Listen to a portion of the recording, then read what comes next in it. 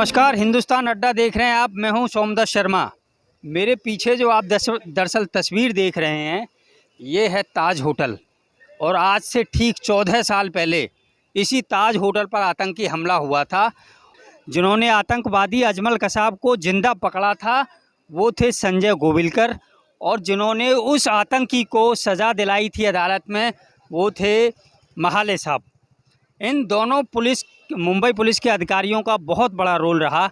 ये जो दरअसल ताज होटल देख रहे हैं आप, 14 साल पहले हमने जब ये हमला कवर किया था तो लगातार 48 घंटे तक ये ऑपरेशन चला था। मुंबई पुलिस हो, इसके अलावा एनएसजी हो, आर्मी हो, तमाम टुकड़ी यहाँ पर पहुँची थी। और आखिरकार इस हमले में जो 10 आतंकी थे उनमें से 9 आतंकियों को मार गिराया था और एक अकेले जिंदा आतंकी को पकड़ा था, और वो था अजमल कसाब।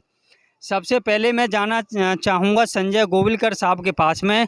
उन्होंने ही उस जिंदा आतंकी को पकड़ा था। 14 साल पहले की बात करते हैं, रात का लगभग 9:30-10 बजे का समय था। अचानक आपको भी फ़ोन आया होगा कि भाई मुंबई पर आतंकी हमला हो गया है, कैसे होगा, कैसे निपटेंगे हम इससे? पहली बात तो ये कहना चाहूँगा कि सिर्फ मैंने अकेले ने नहीं बल्कि हमारी पूरी टीम ने 26/11 की जो गिरगांव चौपाटी पे मौजूद जो मेरी पूरी टीम है, हम सब ने मिलके एक आतंकवादी को मार गिराया और दूसरे आतंकवादी को ज़िंदा पकड़ा। रात को 9:30 बजे जब मैं घर पे 9-9:30 बजे का समय था, तब मुझे जब पता चला कि फायरिंग हो रही है तो तुरंत मैं पुलिस स्टेशन आ गया। हमारे सीनियर साहब ने मुझे गिरगांव चौपाटी नाकाबंदी जाने के लिए भेजा। वहाँ पे मैं नाकाबंदी के लिए गया। तकरीबन 12:15 बजे हमको 12 बजे एक मैसेज आया कि गिरगांव का चौपाटी की तरफ एक स्कोडा कार आ रही है, और हम लोग ने ऑलरेडी नाकाबंदी लगा चुके थे। तकरीबन 12:30 बजे एक स्कोडा कार आ गई, जिसने जैसे 100 फुट दूरी पे आ गई, 50 फीट दूरी पे उसने वाइपर चालू किए, हेडलाइट चालू किए। और टिपिकल हम लोग जैसे आगे बढ़े तो जैसे आगे बढ़ रहे थे तो उन्होंने यू टर्न लेने की कोशिश की, बट गाड़ी डिवाइडर पे जाके रुक गई। जैसे ही डिवाइडर पे जाके रुक गई, जो ड्राइविंग सीट पे बैठा था उसने फायरिंग चालू की।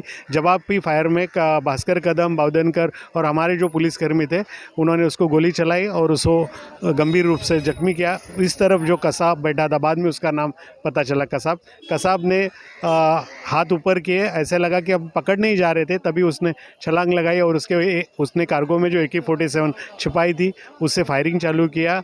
उसमें ओमवाली सर ने उसका बैरल पकड़ा, तभी 5 गोली उनको लगी, मुझे 1 गोली लगी। और हमारी जो पूरी टीम थी इस तरफ की, जो 4-5 लोग थे, हमने उसको दबोच के पकड़ लिया। और इतनी गुस्से में लोग थे कि उसे मारने ही जा रहे थे। उधर कदम साहब और बाउदनकर साहब भी आ रहे थे। तो पता नहीं, एक पुलिस एविडेंस के ऊपर चलती है, तो एक थॉट माइंड में आया और उसे ज़िंदा पकड़ लिया। फ्रिक्शंस ऑफ सेकंड में जो थॉट आया था उसे ज़िंदा पकड़ने का, उस वजह से हम उसे ज़िंदा पकड़ने। लेकिन ये रहा पिक्चर में जो दिखते हैं सीन, कि जो हीरो तुमको दिखता है, बट पर्दे के पीछे जो मेन कलाकार जिन्होंने काम किया है वो थे हमारे महाले साहब। क्योंकि मुझे पता है कि सिर्फ 100 लोगों की टीम, जो इंटरनेशनली केस है, जो केस को सुप्रीम कोर्ट से लेकर वर्ल्ड तक सराहा गया, उसका पूरा इन्वेस्टिगेशन का जो भार था, शिव धनुष था, हमारे महाले सर ने ये किया और हमने पकड़ा। लेकिन उसको प्रूव भी करना ज़रूरी है। आप अक्सर दिन सुनते हो कि ये केस पता भी रहता है इसने मारा, बट आरोपी छूट जाता है, तो उसके लिए फुल प्रूफ केस बनाना ज़रूरी था। वो हमारे महाले सर ने किया और इनके साथ बहुत वरिष्ठ अधिकारी थे। और मैं विनम्रतापूर्वक जितने भी शहीद हुए उनको तहे दिल से आज नमन करता हूँ। और आज 26/11 की पूर्व संध्या पे आपने 25 तारीख को यहाँ पे हमें बुलाया, और इसके लिए मैं आपका भी शुक्रगुजार हूँ। Thank you. गोविलकर साहब, एक सवाल ये है कि जब ये 14 साल बाद उस घटना को आप सोचते हैं, बातें करते हैं, तो वो तो सभी बातें ताज़ा हो जाती होंगी जो 14 साल पहले घटित हुई। जीवन में कुछ चीज़ें ऐसी होती हैं ना जो हम लोग भूल ही नहीं सकते, यानी कुछ हादसे ऐसे होते हैं। तो ये 14 साल आप बोल रहे, लेकिन जब भी ये जिक्र आता है तो मैं तुरंत उसमें फ्रिक्शंस ऑफ सेकंड उसमें उस सेकंडों में चला जाता हूँ। तो मुझे लगता है कि इसके लिए 14 साल रहे या हम रहे नहीं रहे, लेकिन 26/11 जब भी आएगा, जिस देशवासियों ने ये आतंक देखा है उनके सामने ये नज़ारा आएगा ही आएगा। अच्छा, एक मेरा छोटा सा ही सवाल है, कभी डर लगा था उस रात को भी कि भाई आतंकी है, AK-47 हाथ में है, पता नहीं ओमले साहब को गोली लग गई हैं, कई हमारे पुलिस वाले भी शहीद हो गए हैं, कहीं एक थोड़ा बहुत ऐसा कोई डर? बेसिकली क्या होता है, हम जो यूनिफॉर्म पहनते हैं ना, तो एक बेसिक एक पुलिसिंग रहता है। जैसे कि महाले सर ने अभी आपने देखा सुना होगा इंटरव्यू में बताया कि हम लोग लॉ एंड ऑर्डर के लिए ना, हम लोग टेररिस्ट के लिए फ़ाइट के लिए नहीं बने, पर वो माहौल ही ऐसा था उस समय। और बेसिकली पुलिस जो एक वर्दी पहनने के बाद जो ताकत आ जाती है, मुझे लगता है वर्दी की ताकत है जो हम लोग उसे ज़िंदा पकड़ सके। जी हाँ, बिल्कुल ज़िंदा पकड़ा था। और जो आतंकी ज़िंदा पकड़ा उसको सज़ा दिलवाने का काम किया था ACP रमेश महाले, उस समय तत्कालीन इन्वेस्टिगेटिंग ऑफिसर थे। महाले साहब, किसी भी आरोपी को पकड़ लिया जाता है, सबूत इकट्ठे किए जाते हैं, कोर्ट में जो है सबूत दिए जाते हैं, छोटी अदालत, फिर बड़ी अदालत, हाई कोर्ट जाता है, सुप्रीम कोर्ट जाता है, आपने तो हर जगह चौके छक्के लगाते चले गए।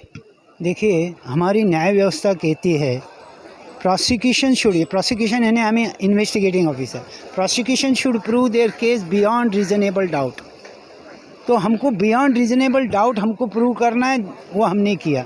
उसके पहले मैं आपको एक बताना चाहता हूँ, जो अभी ये बोल रहे गोविलकर साहब, हमने पकड़ा और उनको दिया, वो अब पकड़ते ही नहीं रहते, उन्होंने पकड़ा ही नहीं होता तो हम उनको प्रूव करने को किधर जाते थे। तो उनका सच्चा श्रेय उनके पास जाता है। और जो इन्वेस्टिगेशन किया है तभी तो 25 बरस हो गए थे, तो 25 बरस का एक्सपीरियंस था और ऐसे केसेस बहुत से देखे हैं, किए हैं, इन्वेस्टिगेट किए हैं। इसके लिए ये कोई बड़ी बात लगती नहीं है। और मैं अकेले ने नहीं किया हूँ, मेरे साथ 99 ऑफिसर थे, मैं तो 100 आदमी था। हर टाइम मैं बोलता हूँ मैं तो 100 लास्ट मैं हूँ। सब साथ में एक ग्रुप का एक ये है और उसका ये नतीजा है। वाले साहब, कोई वैसे तो ज़्यादातर बातें मीडिया में आ गई हैं, सबको पता लग गया है कि भाई कसाब पाकिस्तान से था, उसको फांसी हो गई, लेकिन कोई कसाब का ऐसा किस्सा जो बाहर नहीं आया हो जिसको आप बताना चाहें, लोग सुनना चाहें? देखिए, 14 बरस हो गए और आप पत्रकार कोई बात नहीं बचाएंगे ही नहीं, ये तो 101% है। और मैं भी एक बुक लिखा हूँ, वो भी है, तो मैं मेरे बुक में तो पूरा जो भी मसाला है वो मैं, जो सच्चा मसाला है वो मैं डाल ही चुका हूँ। अभी बाकी रहना ऐसा कुछ भी नहीं है। अच्छा, इंटरेस्टिंग कोई ऐसा किस्सा जो आपको लगा हो कि भाई ये कसाब? इसका एक चैलेंज था कसाब का कि आप अफजल गुरु को 8 बरस, तभी 8 बरस हो गए थे, अफजल गुरु को 8 बरस फांसी नहीं दे सके, मुझे क्या दोगे, ऐसे उसने मुझे चैलेंज किया था मैं इंट्रोगेशन के दरमियान।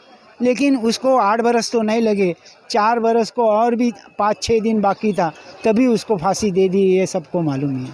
अच्छा, जब उसको फांसी को लेके जा रहे थे, उसको बताया गया था कि भाई तेरे को आज फांसी होने वाली है? हमारी न्याय व्यवस्था ऐसी है कि जो आदमी को फांसी देनी है उसके पहले 8 या 15 दिन उसके पहले बताया जाता है कि आपको फांसी होने वाली है, ये 8 दिन में या 15 दिन में।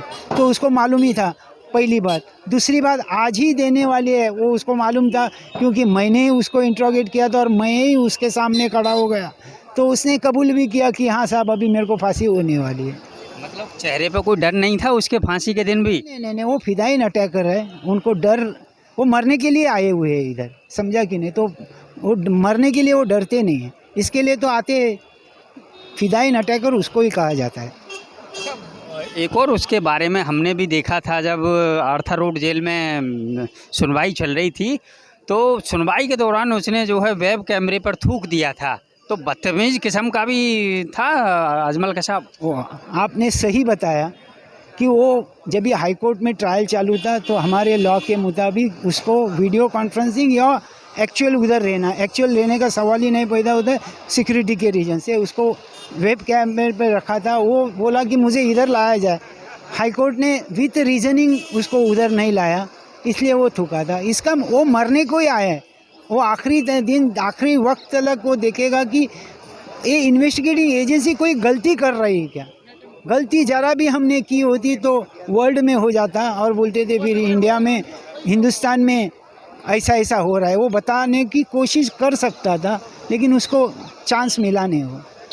अच्छा, जब ये यहाँ पर आए थे तो उन्होंने कुछ अपने मंसूबे बताए या कभी उसको ऐसा लगा कि उसे पछतावा हो रहा है? नहीं, जरा भी नहीं। मैं बोला आपको कि फिदाइन अटैकर ये मरने के लिए आया होता है। उसको 1 बरस की ट्रेनिंग के दौरान उसको सब सिखाया गया, झूठा सब झूठा कि हिंदुस्तान में नमाज़ पढ़ने को देते नहीं हैं, हिंदुस्तान की पुलिस सब अगेंस्ट द मुस्लिम है, ऐसा वगैरह बताया गया।